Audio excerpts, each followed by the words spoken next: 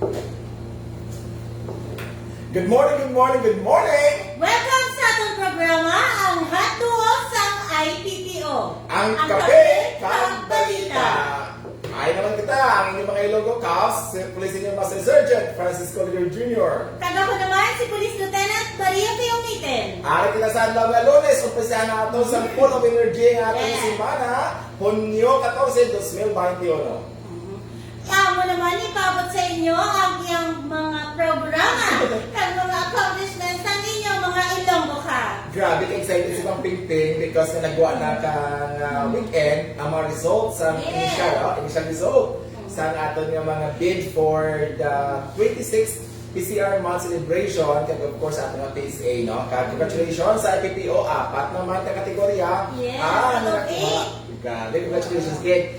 Ikaduhan ang isubong nga ang aton nga provincial director Police Colonel Albert Guerrero ginakilala sa Police Service Anniversary Cup pagkikilala pag-iig sa Police Committee Relations Month. Now, of course, ang aton mga bidra, gabi ba mga Ilonggo Cups? Basta Ilonggo Cups, Inyo, Masaligan. So may mga balita naman kita, mga mainit-init ka balita, especially na yung nasaka ng COVID-19 dahil sa probinsya sa Iloilo, at hindi lang sa probinsya sa Iloilo, including man sa syudad sa Iloilo. Actually, ang affectation nato nagtaas na ang Iloilo province compare sa Negros. Yes, kung probably ini resulta man sa very aggressive na contact tracing sa aton mga kapulisan at sa aton mga rural health unit, no? Kung nga nadamo sa mga individual nga naswab kag nag-turn positive sa sining COVID-19. No? Yes, kag kining aton ginatawag nga EO 175 ini municipal quarantine dako gid nga bulig ano magidayhan kung wala ini naton ipatigayon ini boundary to boundary naton yung ginapangayuan naton sa travel pass ini aton nga mga pumuluyo. Please lang liwat ina-remind namon mga essential travels lang gid ang ginaalaw naton pag sa mga pumuluyo naton dira sa Iloilo province kabay padayon kamo sa pagsuporta sini sa atong nga programa ginapanawagan sa atong honorable governor na si Arthur Defensor Jr. na. Kasi imagine may quarantine na. Yes. Kasaka magyapit ang COVID-19. What if kung i-allow naman kita nga pinatuyang lang sa pagkadto sa mga public places kaga kung sa mga pagkubra sa mga activities na hindi magdidesensya sa atong mga buhay. Galing sa atong mga pumuluyo, dali sa probinsya sa Iloilo, please, ilawin niyo pa ang inyong pasensya sa sining quarantine na nagkatigayan nato, no? Because kung magtaas pagin sa COVID-19, basi makripol na rin ang ating ekonomiya, kaya kita mismo ang takot-dako nga maka-experience sa tawag na huol sa atong mga respective na pangabuhi. Bisan na sumubang sa mga PNP camps gani, no? We're just happy there is a Iloilo Police Provincial Office na wala kami diya so far kabay patani, no? Nga padayon ini nga squasyon na wala kami diya positive sa COVID-19. Napatian pag ginamang campaign dito sa sa Campo Delgado, may mga positive dito naman na bago na identified. Kag I do believe na kinahanglan naton sa ating mga police stations, even din sa ating camp, hindi kita mag-lower sa ating guard sa observe sa mga basic health protocols inang pagkuha sa temperature sa nasunod sa atong diri, ang pag-sanitize sa atong mga kamot, at of course, kung pwede pa lang, i-limit ang mga nagasulod diri sa social campo natin. Yes, so kung siyempre i-disinfect din ang mga offices natin. Among yung panawagan, hindi lang para sa pamuluyo, diri man sa amon mismo, diri man sa opisina sa ating kapulisan. Kahit sa ako na ibalo ang pimping ka gani, no? Huwag ka nagpauli, sa mga pimping ko ay nagpauli this weekend, kaya siya mismo, no? Despite na wala siya dito exposed sa iba ng mga tao dito sa Santa Barbara, she's afraid nga basi pa man makakuha ka sa virus along the way going sa ilang balay. No? Yes, kasi syempre hindi ko mamarisgo ang akong pamilya dito sa Kape para lang ditira, no? So, actually, sa ako ng pag-isolate sa duha ka adlaw, nagbakal ako diri sa aton nga isa ka hardware, pagka namin sa iya positive gid ang iya nga response kay ang banya gani. Ma'am kung ako yan, nanamian ako sa programa, sabi niya ining EO 174-A balani governor ining leper ban. Naman kung may alam kami yang ilang Inyo nga ipadayon lang ay hindi lang pag i-revoke sa aton mahal nga gobernador ining leper ban. Para maiwasan ining aton mga tagay-tagay. Tagay-tagay, pag tipon-tipon kang tao. Correct. Damo man siguro ang ginauhaw ng ginsagatawag na ilimnon, pero again, hindi lang na yung para sa inyong kagalingon na para sa inyo panimalay man. Kaya abi, sa tanan na nag-inom ni bala sa mga makalubog ilimnon, pwede man na kamo kainom mga kamukha mo lang or kamo lang nga isahan sa inyong panimalay, pero nagiging kagawian abi ng pimping na masadya mo abi kung nag-inom kung nagtatay-tagay eh.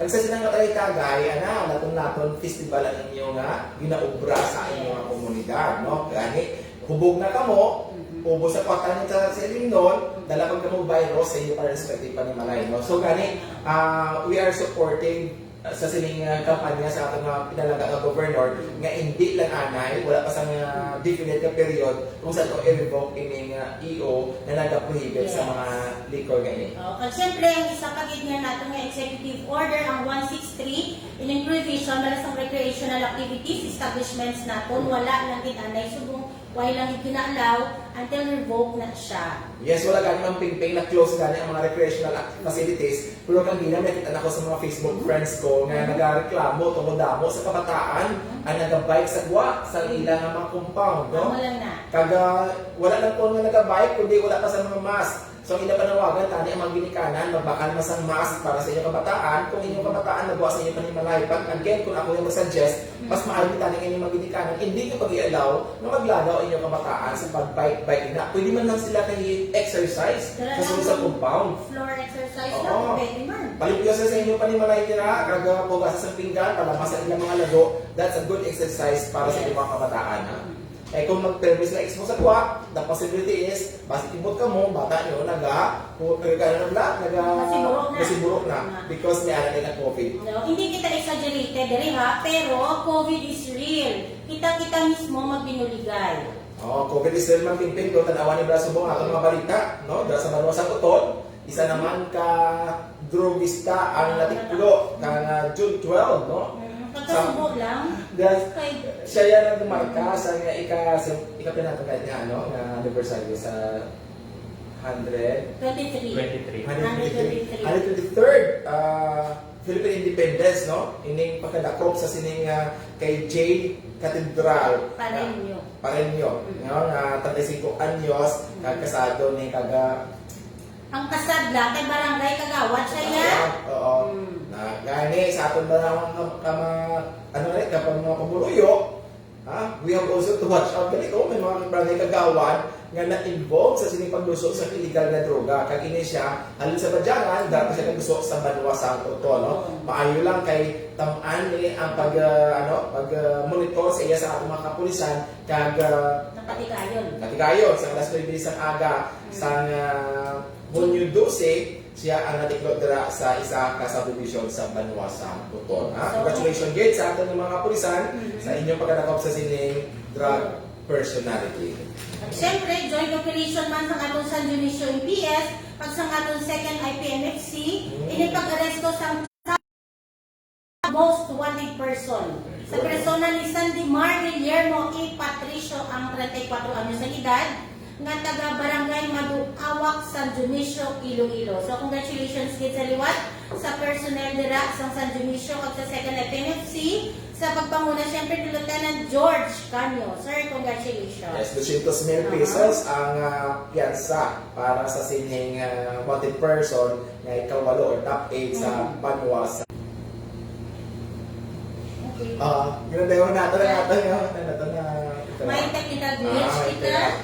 So again, ginadayon natin ang ating San Dionisio Iloilo sa pagkadakop sa ilang top 8 most wanted person in cooperation with second Iloilo Provincial Mobile Force Company. Kag mampipilihan dayon naton ang aton nga aniway EPS kay na-file na no ang kaso against sa mga suspitsado ng mga membro sa CPP-NP ADF ining nagbumbala sa atong mga trupa sa barangay Pangilihan at barangay Kanawilihan ni Iloilo, no? So congratulations again ini man tungkol sa suporta man sa aton nga maukod kag mapisan nga chief sa Provincial Investigation and Detective Management Unit wala sang diwan kundi si Police Lieutenant Colonel Rene Alabare, no?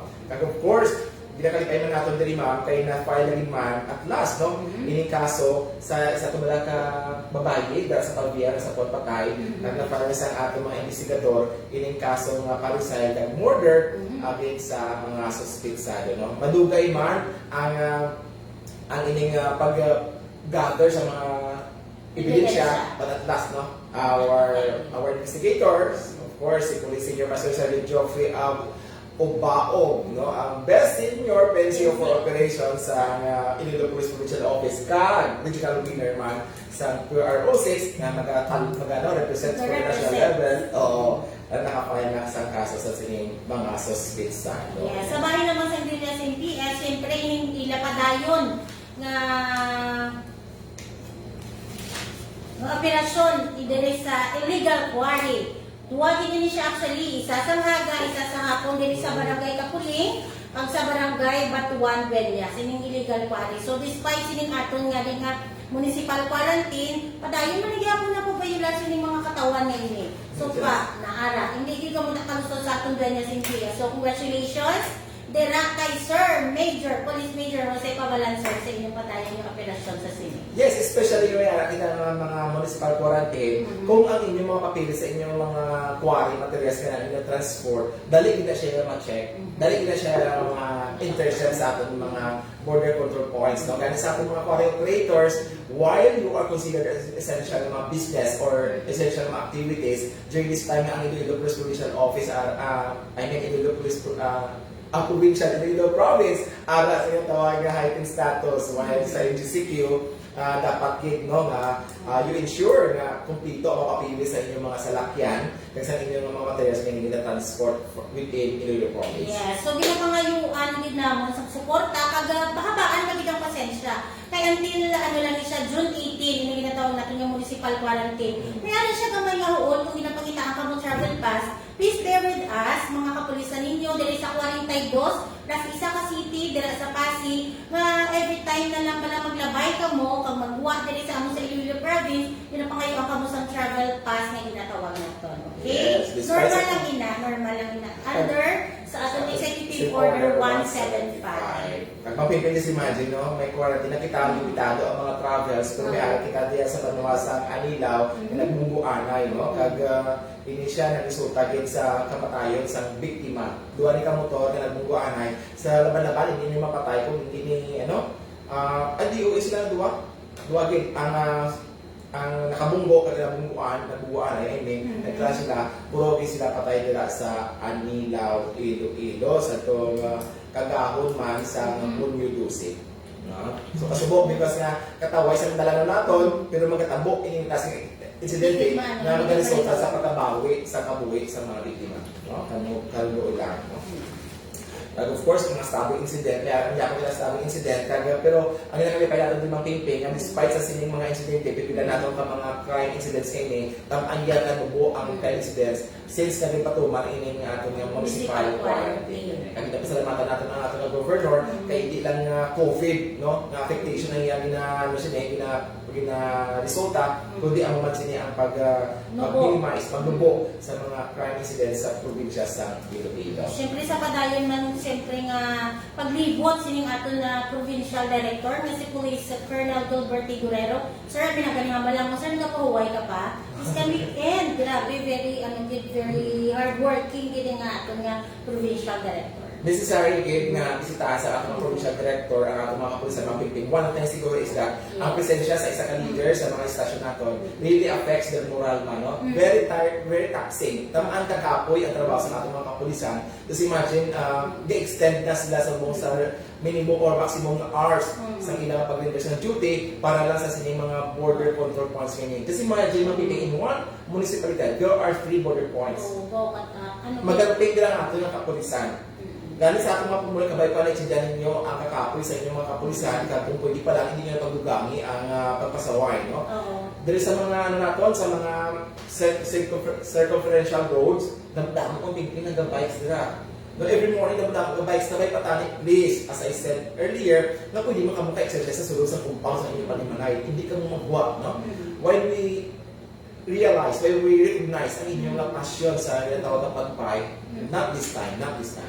Kaya hindi pa gaya COVID is real, gani liwatan namon. Pag siyempre, amon man kinapainsindi, ang mga sibilyan, dila ang mga asawa, bana, sining atong kapulisan, dugangan yung pag-idabaan nyo ang inyong pasensya sa pag-insindi sa inyong loved ones. Kay pinagani sa namba namon ni Sir Francis extended ang amon medyotihanay sa subong, kay tungod sining ato ginapatigayon ng municipal quarantine para mandili sa ato tanan. Of course, sa mga kabataan, gusto naman kasubo na magtanaw sa Facebook na mga kabataan nagapanawag sa ilang mga tatay ng dali sa ng mga pulis pala, sa mga kalimapuli, but again, sa mga kabataan, it's a privilege to be sons and daughters sa isang pulis. But again, this is part of the perks of being kabataan sa pulis, no? And not all the time, your parents are with you. Again, understand so well because ang parents ninyo, before ka mo pag-imbunan, nag-embrace niya sa mission na magservisyo sa ating mga pumuluyo. Property na kita sa gobyerno. Property sa gobyerno. Gani, lain abi sa police, sa uniform service, sa ating mga kapamatit nila sa Kape Kag Balita,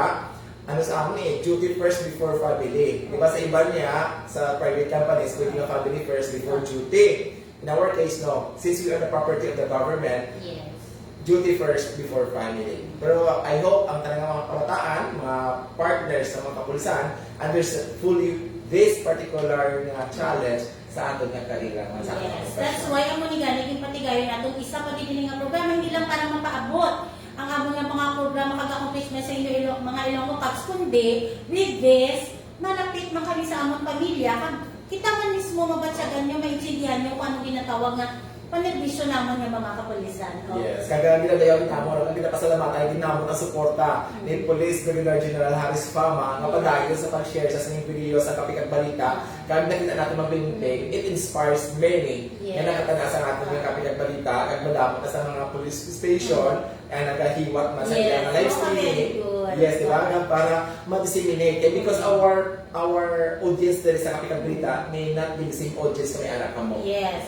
Especially sa ating mga kasamahan sa ibang sulok ng bansa na kung saan you're using your own language, you can do the same, you can have your Kape Kag Balita in order for us to really update our community as regards sa mga advocacies, advisories ng ating gobyerno. Yan. Siyempre dyan sa PIDMU ng Abra PPO, kay Police Lieutenant Jake Joseph Pitas, buwag pwede mo rin gawin to, bili ka lang sa Lazada o sa Shopee ng ring light, tsaka tripod, using your cellphone, ngayon, pwede nyo talaga gawin to. It's a best practice. Actually, matutuwa kami ni Sir Francis. Pag meron kami nakikita, marami nag-replicate, nag-duplicate itong programa na to. Ang Kape Kag Balita. Kahit anong pangalan pa yan, basta na ipaabot natin. Kasi hindi na natin kailangan, yung ibang television, ibang radyo pa yung magpaabot kung ano yung mga ginagawa ng kapulisan natin, tayo na mismo magparating sa kanila kung ano yung mga ginagawa natin. Para maintindihan naman nila na mayroon talagang ginagawa yung mga kapulisan natin. Correct. Diba? Dili kay Ma'am Baby Joseph, Baby Jack. Good morning, sir and ma'am, watching from Concepcion in PS. Very good, Si Joris J, good morning. Mga mainit ka balita, agos mainit pa sa kape. Correct. Tapos syempre ka pa shoutout man si Rins Florendo Salcedo. Good morning ma'am and sir, pwede mapa-shoutout ako sa amon sa pinakamabakas ang mabuot nga hepe sang Sara Police Station. Sir, good morning. Kag syempre sa 2nd IPMFC. Thank you and God bless. PNP Iloilo. Baka very good man na. Siyempre, kinanay ko dila, ang adopted mother ko. Michelle Dumago, nanay. Good morning po. Kahapon ng Pingping, I was surprised because somebody, si Ma'am Susa Amar, sa Liganes, nagpadaling sa ako sa Panyaga kagapon. Valenciana. Apanawin nga, kundi ka rin sa Ganjuti kagapon. Kagapon, I opted to render overtime because damo kita trapuson nga subukan din tayo nga ang So, thank you so much again kay Ma'am Susan Amar dira sa sa Liganes aton ang presidente sa Kape Kag Balita Fans Club dira. Of course, kay Tatay Joe Totales dira sa Kagbakoton, upod man kay grabe na house blessing ang ating abyan nila si May Jane, and of course ang iyang kapana nga si Chris Tutanes. Congratulations sa inyong bag-o nga pala. Kanami. Sa Oo, kabalatani nga tapos sa yung pandemya para makakapit-kapit ka dito, no? Kag lumapit-tingting pati ko, grabe ito mabasa ng ilang internet. Wow! So meaning, one day, one morning, Kape Kag Balita will be hosted by Mr. and Mrs. Totanes. So, we're looking for that. Oo. Siyempre kay Joel Doloroso de Malinaw. Good morning, Mama Sir, from Masaligan, PS. Thank you so much. Please don't forget na i-share ning atong live. Yes, pero pasalamat kita sa ating mga kapdanan naman din sa provincial headquarters na padali sa pagtutok sa sining Kape Kag Balita. And of course, congratulate ko man ang aming self, no? Si Sir Yes. Elmer Sanchez, yours truly. Yes! Okay. Our new Juris Doctors! Juris Doctor. Actually, tatlo sa Iloilo PPO ang mga Juris Doctor. Isa nila si Villa Grace, De La Cruz, dila sa Balasan, no? Tatlo kami nga na-conferred as Juris Doctor sa... Sa Doc na Doc.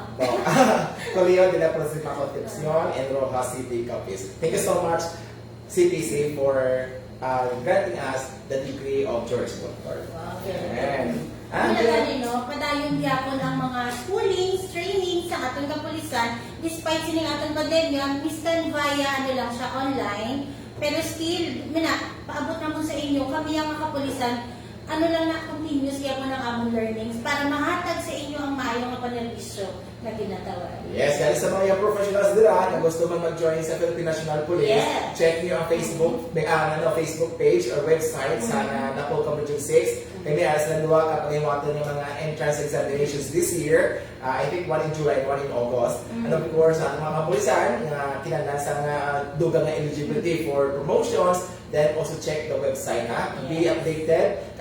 Kung the moment yung mag-open ng portal for that enrollment sa punang portal, dirahin nyo na na-encode kay Bantayan na nga daan, kita mo damo ang kapila. Midnight pa lang. Oo. So again, doon kami na 2 batches na sa exam for entrance and for promotional examinations. Then if you fail to make it for the first batch, you can still have the second batch. Yes. Nagpalagas pag si Rom, Sirot, no? Good morning, Mama Sir. Watching from Muntinlupa, CPS. Wow. Salamat naman po sa sa pag-antabi mo sa programa natin.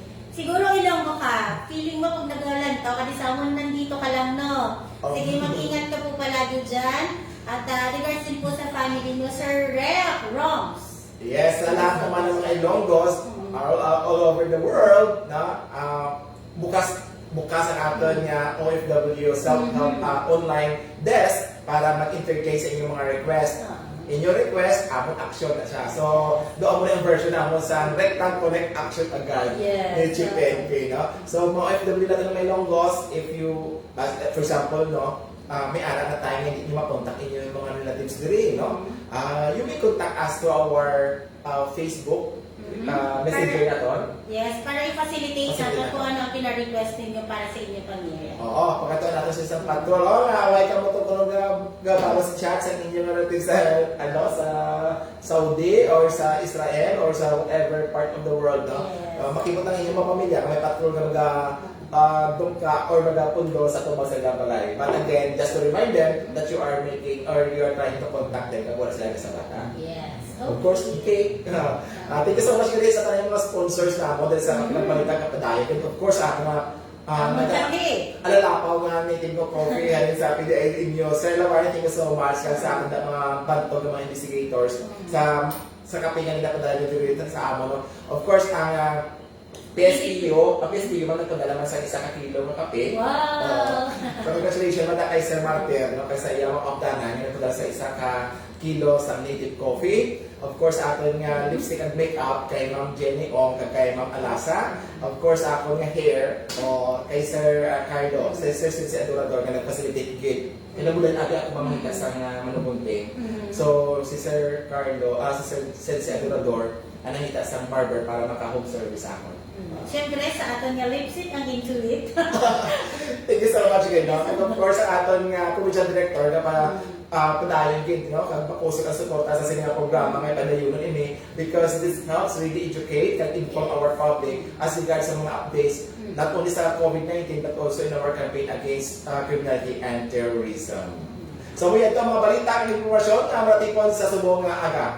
Kami nagpasalamat at nalipay sa gihapon sa inyong suporta sa mga programa sa inyong mga Ilonggo ka. Kagini ang new big hit sa Police Regional Office 6, ang hotduo sa IPPO, ang Kape Kag Balita. Sa liwatan ng inyong mga Ilonggo Caps, Police Senior Master Sergeant Francis Lindero Jr. Pag ako naman si Police Lieutenant Maria P. UMITEN. Inyo, Masaligan.